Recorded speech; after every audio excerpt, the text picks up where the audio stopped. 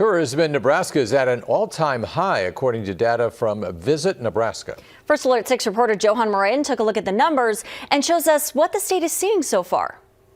Cities across the state, both big and small, are seeing a record high of visitors. John Ricks with the Nebraska Tourism Commission says the state is transforming into a destination people want to discover. They find out that this is a magical place. There's a lot of hidden treasures here.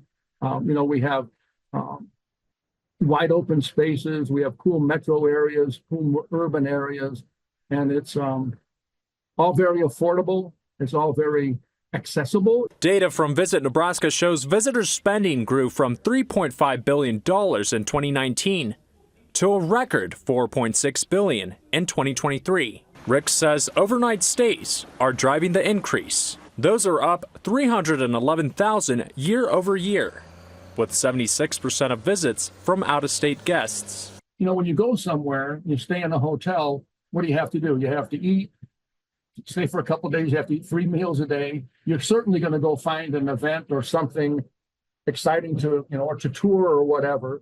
Rick says it's hard to pinpoint exactly where guests are staying the most. He says it's all over the state.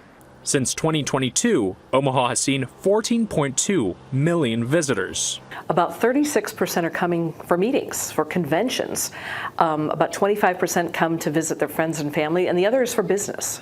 Ward says visitors are spending an average of $1.5 billion.